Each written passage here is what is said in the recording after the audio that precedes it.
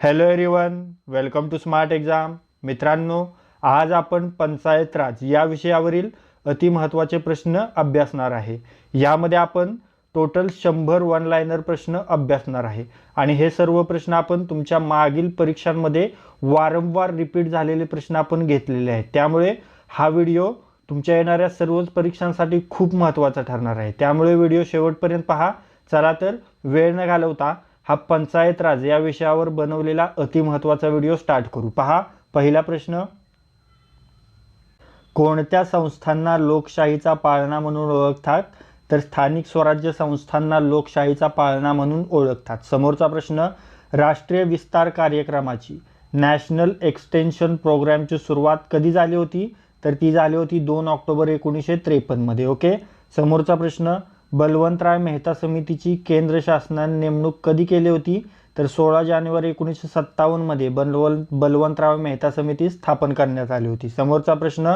बलवंतराय मेहता समितीच्या शिफारशीवर विचार करून त्यावर अहवाल सादर करण्यासाठी महाराष्ट्र राज्य सरकारने कोणत्या समितीची नियुक्ती केली होती? तर ती केली होती वसंतराव नाईक समिती. ओके. समोरचा प्रश्न. वसंतराव नाईक समिती कधी नेमली गेली? तर 27 जून 1960 मध्ये वसंतराव नाईक समिती नेमली गेली होती. ओके. समोरचा प्रश्न. वसंतराव नाईक त्या काळी कोणत्या पदावर कार्यरत होते? तर ते महसूल मंत्री होते. पहा, वसंतराव नाईक त्यावेळी महसूल मंत्री होते. ओके. समोरचा प्रश्न. वसंतराव नाईक समितीने एकूण किती शिफारसी केल्या होत्या? तर 226. पहा, अतिमहत्त्वाचा प्रश्न आहे मित्रांनो. वसंतराव नाईक समितीने किती शिफारसी केल्या होत्या? तर त्या केल्या होत्या 226. ओके. समोरचा प्रश्न. वसंतराव नाईक समितीने कोणत्या स्तराला सर्वाधिक महत्त्व देण्याची शिफारस केली होती आणि त्याचा परिपाक म्हणून महाराष्ट्रातील पंचायत राज व्यवस्था वेगळ्या धाटणीची ठरली? तर पहा, जिल्हा परिषद. वसंतराव नाईक समितीने जिल्हा परिषद या स्तराला सर्वात अधिक महत्त्व देण्याची शिफारस केली होती. हे लक्षात ठेवा. हा देखील अतिमहत्त्वाचा प्रश्न आहे तुमच्या येणाऱ्या सर्वच परीक्षांसाठी. ओके. समोरचा प्रश्न. पंचायत राज व्यवस्थेत एकूण किती स्तर आहेत? तर त्यामध्ये आहेत 3 स्तर. ग्रामपंचायत, पंचायत समिती आणि जिल्हा परिषद. हे 3 स्तर आहेत पंचायत राज व्यवस्थेमध्ये. समोरचा प्रश्न पहा. महाराष्ट्रात पंचायत राज व्यवस्थेचा प्रारंभ कधी झाला? तर 1 मे 1962. 1 मे 1962 महाराष्ट्रात पंचायत राज व्यवस्थेचा प्रारंभ झाला. ओके. समोरचा प्रश्न. महसुली खेड्याची व्याख्या कोणत्या कायद्यान्वये करण्यात आली आहे? पहा, महाराष्ट्र जमीन महसूल अधिनियम 1966 या कायद्याद्वारे महसुली खेड्याची व्याख्या करण्यात आलेली आहे. ओके. समोरचा प्रश्न. महाराष्ट्रात ग्रामपंचायतीची सदस्य संख्या किती असते? तर ती असते 7 ते 17. ओके. समोरचा प्रश्न. ग्रामपंचायतींची सदस्य संख्या किती असावी हे राज्य शासनाच्या वतीने कोण ठरविते? तर हा ठरवतात जिल्हाधिकारी ठरवतात. ओके. समोरचा प्रश्न. ग्रामपंचायतीचे आरक्षण ठरविण्याचा अधिकार कोणाला आहे? तर तो देखील आहे जिल्हाधिकाऱ्यांना. समोरचा प्रश्न. ग्रामपंचायतीचा कार्यकाळ किती असतो? तर तो असतो 5 वर्षाचा. समोरचा प्रश्न. ग्रामपंचायतीचा कार्यकाळ कधीपासून मोजला जातो? तर ग्रामपंचायतीचा कार्यकाळ तिच्या पहिल्या सभेपासून, म्हणजे योग्य उत्तरे पहा, पहिल्या सभेपासून मोजला जातो. समोरचा प्रश्न. ग्रामपंचायतीच्या पहिल्या बैठकीचे अध्यक्ष पीठासीन अधिकारी कोण असतात? तर ते असतात तहसीलदार. ओके. समोरचा प्रश्न. सरपंच, उपसरपंच यांच्या निवडणुकीबाबतच्या वादावर अंतिम निर्णय कोण घेतो? तर तो घेतो विभागीय आयुक्त. पहा, सरपंच, उपसरपंच यांच्या निवडणुकीबाबतच्या वादावर अंतिम निर्णय घेतात विभागीय आयुक्त. ओके. समोरचा प्रश्न. उपसरपंच आणि इतर ग्रामपंचायत सदस्य आपला राजीनामा कोणाकडे देतात? तर तो देतात सरपंचाकडे. लक्षात ठेवा, सरपंच आणि इतर ग्रामपंचायत सदस्य आपला राजीनामा सरपंचांकडे देतात. आणि सरपंच आपला राजीनामा कोणाकडे देतात? तर ते देतात पंचायत समिती सभापतीकडे. पहा, सरपंच आपला राजीनामा देतात पंचायत समिती सभापती यांच्याकडे. ओके. समोरचा प्रश्न. पुरुष सरपंच, उपसरपंच यांच्यावरील अविश्वास ठराव पारित होण्यासाठी किती बहुमताची आवश्यकता असते? तर 2/3. पहा, पुरुष सरपंच, उपसरपंच यांच्यावरील अविश्वास ठराव पारित होण्यासाठी 2/3 बहुमताची आवश्यकता असते. समोरचा प्रश्न पहा. महिला सरपंच, उपसरपंच यांच्यावरील अविश्वास ठराव पारित होण्यासाठी किती बहुमताची आवश्यकता असते? तर 3/4. पहा, महिला सरपंच उपसरपंच यांच्यावरील अविश्वास ठराव पारित होण्यासाठी 3/4 बहुमताची आवश्यकता असते. समोरचा प्रश्न, पंचायत समिती उपसभापती आणि इतर पंचायत समिती सदस्य आपला राजीनामा कोणाकडे देतात? तर ते देतात पंचायत समिती सभापती यांच्याकडे. समोरचा प्रश्न, पंचायत समिती सभापती आपला राजीनामा कोणाकडे देतात? तर ते देतात जिल्हा परिषद अध्यक्षांकडे. आणि जिल्हा परिषद सदस्य आपला राजीनामा कोणाकडे देतात? तर संबंधित विषय समिती सभापतींकडे जिल्हा परिषद सदस्य आपला राजीनामा देतात. ओके. समोरचा प्रश्न, जिल्हा परिषद उपाध्यक्ष आणि विषय समितींचे सभापती आपला राजीनामा कोणाकडे देतात? तर ते देतात जिल्हा परिषद अध्यक्षांकडे. आणि जिल्हा परिषद अध्यक्ष आपला राजीनामा कोणाकडे देतात? तर ते देतात विभागीय आयुक्तांकडे. ओके मित्रांनो, जर हा व्हिडिओ तुम्हाला युजफुल वाटत असेल, हा कंटेंट तुम्हाला युजफुल वाटत असेल तर व्हिडिओला लाईक करा आणि आपले अभिप्राय कमेंट बॉक्समध्ये लिहून आम्हाला कळवा. पहा, समोरचा प्रश्न, कोण ग्रामपंचायतीचा सचिव असतो मात्र ग्रामपंचायतीचा नोकर नसतो? तर तो असतो ग्रामसेवक. पहा, ग्रामपंचायतीचा सचिव असतो ग्रामसेवक. ओके. ग्रामसेवक कोणाचा नोकर असतो? पहा, तो असतो जिल्हा परिषदेचा. ओके. ग्रामसेवक हा जिल्हा परिषदेचा नोकर असतो. व्यवस्थित लक्षात ठेवा. समोरचा प्रश्न, ग्रामसेवकाचे वेतन कशातून दिले जाते? तर जिल्हा परिषदेच्या जिल्हा निधीतून. पहा, ग्रामसेवकाचे वेतन जिल्हा परिषदेच्या जिल्हा निधीतून दिले जाते. ओके. समोरचा प्रश्न, ग्रामीण भागात बाल विवाह प्रतिबंधक अधिकारी म्हणून कोण कार्य पाहतो? तर ग्रामसेवक. पहा, ग्रामीण भागात बाल विवाह प्रतिबंधक अधिकारी म्हणून कार्य पाहणारा पाहतो तो असतो ग्रामसेवक. ओके. समोरचा प्रश्न, ग्रामसेवक प्रशिक्षण केंद्र कोठे आहेत? तर ते आहेत शिंदेवाही चंद्रपूर आणि मांजरी पुणे येथे. समोरचा प्रश्न, ग्रामपंचायतीचे कर निश्चित करण्याचा अधिकार कोणाला आहे? तर तो असतो राज्य शासनाला. पहा, ग्रामपंचायतीचे कर निश्चित करण्याचा अधिकार असतो राज्य शासनाला. समोरचा प्रश्न, सरपंच समितीचा पदसिद्ध सचिव म्हणून कोण काम पाहतो? तर विस्तार अधिकारी. सरपंच समितीचा पदसिद्ध सचिव म्हणून विस्तार अधिकारी काम पाहतो. समोरचा प्रश्न, गट विकास अधिकारी कोणत्या खात्याचा अधिकारी आहे? तर ग्राम विकास खात्याचा. पहा, गट विकास अधिकारी हा ग्राम विकास खात्याचा अधिकारी आहे. ओके. समोरचा प्रश्न, जिल्हा नियोजन मंडळाचे अध्यक्ष कोण असतात? जिल्ह्याचे पालकमंत्री हे जिल्हा नियोजन मंडळाचे अध्यक्ष असतात. समोरचा प्रश्न, जिल्हा नियोजन मंडळाचे सचिव कोण असतात? जिल्हाधिकारी हे जिल्हा नियोजन मंडळाचे सचिव असतात. समोरचा प्रश्न, जिल्हा परिषदेच्या एकूण किती समित्या असतात? तर त्या असतात 10 समित्या. त्यामध्ये एक स्थायी समिती आणि बाकीच्या असतात त्या 9 विषय समित्या. ओके. समोरचा प्रश्न, जिल्हा परिषदेच्या समित्या कोणत्या आहेत? तर पहा, स्थायी समिती, कृषी समिती, समाज कल्याण समिती, शिक्षण समिती, बांधकाम समिती, वित्त समिती, आरोग्य समिती, पशुसंवर्धन व दुग्ध विकास समिती, महिला व बाल कल्याण समिती, जलसंधारण व पेयजल पुरवठा समिती. ओके. या असतात 10 समित्या. ओके. समोरचा प्रश्न, जिल्हा परिषदेच्या स्थायी समितीचे पदसिद्ध अध्यक्ष कोण असतात? जिल्हा परिषद अध्यक्ष. समोरचा प्रश्न, महाराष्ट्र पंचायत राजचे जनक कोण आहेत? तर वसंतराव नाईक यांना महाराष्ट्र पंचायत राजचे जनक असे म्हटले जाते. समोरचा प्रश्न, पंचायतींच्या स्थापनेची तरतूद घटनेत कोणत्या कलमात करण्यात आली आहे? कलम 40 मध्ये पंचायतींच्या स्थापनेची तरतूद करण्यात आलेली आहे. समोरचा प्रश्न, पंचायत राज कायदा कधी संमत झाला? 2 सप्टेंबर 1959. 2 सप्टेंबर 1959 या दिवशी पंचायत राज कायदा संमत झालेला आहे.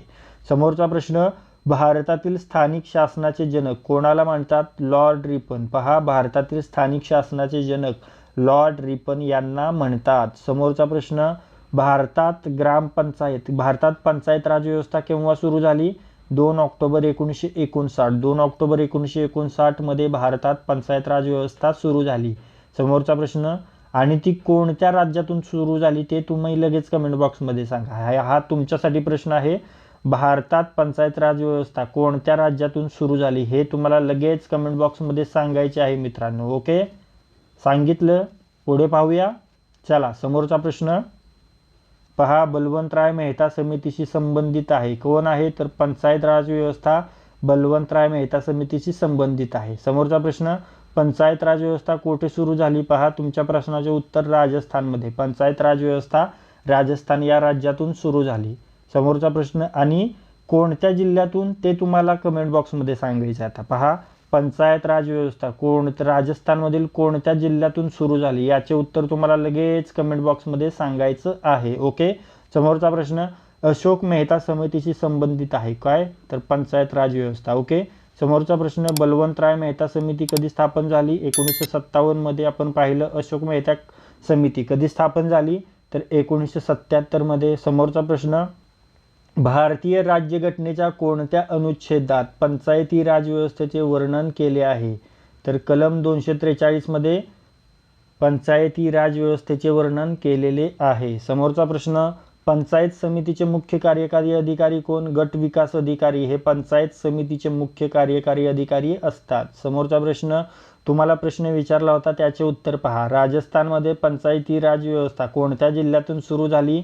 तर ती झाली नागौर. पहा, तुम्हाला प्रश्न विचारला होता, त्याचं उत्तर आहे मित्रांनो, राजस्थानमध्ये पंचायती राज व्यवस्था नागौर या जिल्ह्यातून सुरू झालेली आहे. ओके. समोरचा प्रश्न भारतातील पहिली महानगरपालिका कोणत्या ठिकाणी स्थापन झाली? तर ती झाली चेन्नई. भारतातील पहिली महानगरपालिका चेन्नई येथून सुरू झाली. आता तुमच्यासाठी दुसरा अजून एक प्रश्न विचारतो मित्रांनो, की पंचायत राज स्वीकारणारे दुसरे राज्य कोणते, हे तुम्हाला लगेच कमेंट बॉक्समध्ये सांगायचे. तर सांगा, पंचायती राज स्वीकारणारे दुसऱ्या क्रमांकाचे राज्य कोणते, ते तुम्ही लगेच कमेंट बॉक्समध्ये लिहून आम्हाला कळवा. पहा, भारतात पंचायत राज व्यवस्था केव्हा आणि कोणत्या ठिकाणी सुरू झाली? तर 2 ऑक्टोबर 1959 रोजी नागौर येथे सुरू झाली. समोरचा प्रश्न आपण पाहिलेला आहे. 1957 मध्ये भारतातील त्रिस्तरीय पंचायत राजची शिफारस कोणत्या समितीने केली? ती केली बलवंतराय मेहता समितीने. ग्रामपंचायतीची तपासणी करण्याचे अधिकार कोणाकडे आहेत? महसूल आयुक्तांकडे आपण पाहिलं. पंचायत समितीच्या 2 सभांमध्ये किती महिन्यांपेक्षा जास्त कालावधी असता कामा नये? 1 महिना. ओके. समोरचा प्रश्न पंचायत समितीचा मुख्य प्रशासकीय अधिकारी आणि सचिव कोण असतो? गट विकास अधिकारी हा पंचायत समितीचा मुख्य प्रशासकीय अधिकारी आणि सचिव असतो. समोरचा प्रश्न पहा, पंचायत समिती पातळीवर प्रशासकीय नेतृत्व कोण करतो? गट विकास अधिकारी. समोरचा प्रश्न राष्ट्रीय पंचायत राज दिवस कधी साजरा केला जातो? 24 एप्रिल. पहा, राष्ट्रीय पंचायती राज दिवस 24 एप्रिलला साजरा केला जातो. समोरचा प्रश्न जिल्हा परिषदेमध्ये किती सभासद असू शकतात? 50 ते 75. जिल्हा परिषदेमध्ये 50 ते 75 सभासद असू शकतात. समोरचा प्रश्न तकावी अथवा तगाई काय आहे? तर ते आहे कृषी कर्ज. समोरचा प्रश्न गावातून गोळा केलेल्या जमीन महसुलातील किती वाटा ग्रामपंचायतीला मिळतो? 30%. पहा, गावातून गोळा केलेल्या जमीन महसुलातील 30% वाटा ग्रामपंचायतीला मिळतो. समोरचा प्रश्न ग्रामपंचायतीचा दैनंदिन कारभार डॅश डॅश पाहतात ग्रामसेवक. पहा, ग्रामपंचायतीचा दैनंदिन कारभार राज्यकारभार ग्रामसेवक पाहतात. ओके. समोरचा प्रश्न कारभारच बोला फक्त. समोरचा प्रश्न पाहूया. जिल्हा परिषदेच्या समिती व्यवस्थेत सर्वात महत्त्वाची भूमिका डॅश डॅश समितीची होय? स्थायी समितीची. पहा, समोरचा प्रश्न ग्रामसभेचे सदस्य कोण असतात? तर गावातील नोंदणी झालेले मतदार हे ग्रामसभेचे सदस्य असतात. समोरचा प्रश्न जिल्हा परिषद समाज कल्याण समितीमध्ये अनुसूचित जमातीचे कमीत कमी किती सदस्य असतात? तर ते असतात 2. समोरचा प्रश्न महाराष्ट्र जिल्हा परिषद आणि पंचायत समिती कायदा कोणत्या वर्षी मंजूर झाला? 1962 मध्ये महाराष्ट्र जिल्हा परिषद आणि पंचायत समिती कायदा मंजूर झाला. समोरचा प्रश्न नगर परिषदेची गणपूर्ती संख्या किती आहे? 1/3 सदस्य. ओके. नगर परिषदेची गणपूर्ती संख्या आहे 1/3 सदस्य. मित्रांनो, जर हा व्हिडिओ तुम्हाला युजफुल वाटत असेल, हा कंटेंट तुम्हाला युजफुल वाटत असेल, तर व्हिडिओला लाईक करा आणि आपले अभिप्राय कमेंट बॉक्समध्ये लिहून आम्हाला कळवा. चला, समोरचा प्रश्न पाहू. महानगरपालिकेमध्ये जास्तीत जास्त किती सदस्य नामनिर्देशित केले जाऊ शकतात? 5 सदस्य. महानगरपालिकेमध्ये जास्तीत जास्त 5 सदस्य नामनिर्देशित केले जाऊ शकतात. समोरचा प्रश्न महानगरपालिकेच्या स्थापनेसाठी कमीत कमी किती लोकसंख्या आवश्यक आहे? 3 लाख. महानगरपालिकेच्या स्थापनेसाठी कमीत कमी 3 लाख लोकसंख्या आवश्यक आहे. समोरचा प्रश्न भारतात कॅन्टोन्मेंट ॲक्ट कधी पास झाला? 1924. पहा, भारतात कॅन्टोन्मेंट ॲक्ट 1924 मध्ये पास झाला. समोरचा प्रश्न पंचायत समितीचे अंदाजपत्रक कोण मंजूर करते? जिल्हा परिषद. पहा, जिल्हा परिषद पंचायत समितीचे अंदाजपत्रक मंजूर करते.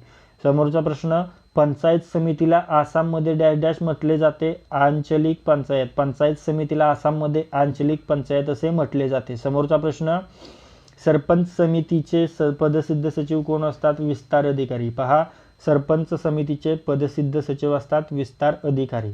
समोरचा प्रश्न आपण पाहिलं, ग्रामपंचायतीमध्ये 7 ते 17 सभासद असू शकतात. समोरचा प्रश्न, जिल्हा परिषदेमध्ये 9 विषय समिती असतात आणि 1 स्थायी समिती, टोटल 10 समिती असतात. समोरचा प्रश्न, भारतीय राज्यघटनेच्या 12व्या अनुसूचीमध्ये नगरपालिकांच्या किती कार्याची जबाबदाऱ्यांची यादी देण्यात आली आहे? तर 18 कार्य. नगरपालिकांच्या 18 कार्यांचे जबाबदाऱ्यांची यादी देण्यात आलेली आहे. समोरचा प्रश्न, 73व्या घटना दुरुस्ती कायद्यानुसार पंचायत राज संस्थेच्या निवडणुका लढविण्यासाठी किमान किती वय? 21 वर्षे. समोरचा प्रश्न, संविधानातील कोणत्या संविधान दुरुस्तीनुसार पंचायत समितीला संवैधानिक दर्जा प्राप्त झाला? 73वी संविधान दुरुस्ती. आता तुमच्यासाठी आणखी एक प्रश्न विचारतो मित्रांनो.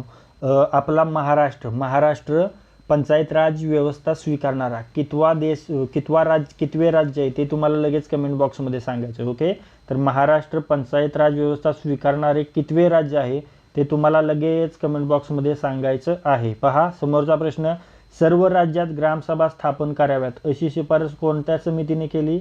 लखपत जैन समिती. सर्व राज्यात ग्रामसभा स्थापन कराव्यात अशी शिफारस लखपत जैन समितीने केली होती. समोरचा प्रश्न, एका वर्षात जिल्हा परिषदेच्या किमान किती सर्वसाधारण सभा होणे अपेक्षित आहे? 4. ओके. समोरचा प्रश्न, नगरपालिका कायद्यानुसार नगर परिषदेचा अर्थसंकल्प डॅश डॅशच्या आत नगर परिषदेने मंजूर करणे अपेक्षित असते 28 फेब्रुवारीच्या आत. ओके. समोरचा प्रश्न, राज्य निवडणूक आयुक्त डॅश डॅश पदमुक्त केले जाऊ शकतात. फक्त राज्याच्या मुख्यमंत्र्यांकडून राज्य निवडणूक आयुक्त पदमुक्त केले जाऊ शकतात. समोरचा प्रश्न, नगरपालिकेच्या समितीचा अध्यक्ष जर सलग 2 बैठका आमंत्रित करण्यास अपयशी ठरला तर त्यास डॅश डॅश द्वारा पदावरून हटवले जाऊ शकते? राज्य शासनाद्वारे. ओके. समोरचा प्रश्न पहा, बृहन्मुंबई महानगरपालिका ही मुंबई महानगरपालिका कायदा 1888 प्रमाणे चालविले जाते. ओके. समोरचा प्रश्न, नागरी भागातील स्थानिक स्वराज्य संस्थांविषयीच्या नवीन तरतुदी डॅश डॅश घटना दुरुस्तीद्वारे समाविष्ट करण्यात आल्या 74व्या. समोरचा प्रश्न पहा, जिल्हा नियोजन आणि विकास मंडळे स्थापन करण्याची शिफारस डॅश डॅशने केली? LN बोंगीरवार समितीने. पहा, जिल्हा नियोजन आणि विकास मंडळे स्थापन करण्याची शिफारस LN बोंगीरवार समितीने केलेली आहे. समोरचा प्रश्न, बलवंतराव मेहता कमिटीने शिफारस केलेली पंचायत राज व्यवस्था डॅश डॅश स्तरीय 3. आपण पाहिलं, बलवंतराव मेहता कमिटीने शिफारस केलेली पंचायत राज्य व्यवस्था 3 स्तरीय आहे. मित्रांनो, जर हा व्हिडिओ तुम्हाला युजफुल वाटत असेल, हा कंटेंट तुम्हाला युजफुल वाटत असेल तर व्हिडिओला लाईक करा आणि आपले अभिप्राय कमेंट बॉक्समध्ये लिहून आम्हाला कळवा. समोरचा प्रश्न पाहूया. पहा, डॅश डॅश हा पंचायत समितीच्या प्रशासनाचा प्रमुख असतो गट विकास अधिकारी. आपण पाहिलं, गट विकास अधिकारी हा पंचायत समितीच्या प्रशासनाचा प्रमुख असतो. समोरचा प्रश्न, भारतात थेट लोकशाहीचे उदाहरण काय आहे? ग्रामसभा.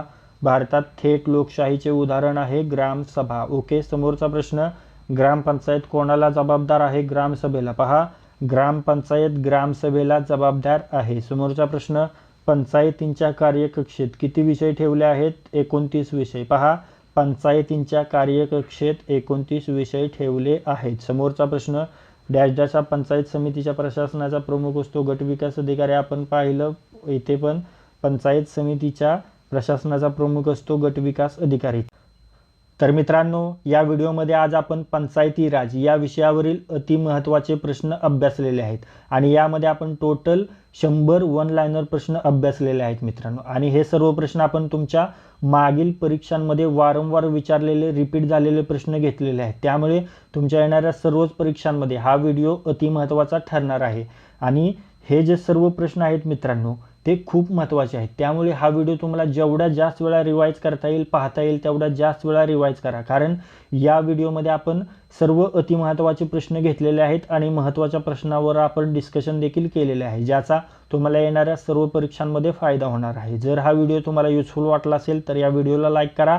हा व्हिडिओ आपल्या कमीत कमी 10 मित्रांसोबत शेअर करा. आणि जर हा व्हिडिओ तुम्ही पहिल्यांदाच आपल्या स्मार्ट एक्झाम चॅनलवर पाहत असाल तर आपल्या स्मार्ट एक्झाम चॅनलला सबस्क्राईब करा आणि बेल आयकॉनला हिट करा. तर लाईक करा, शेअर करा आणि सबस्क्राईब करा.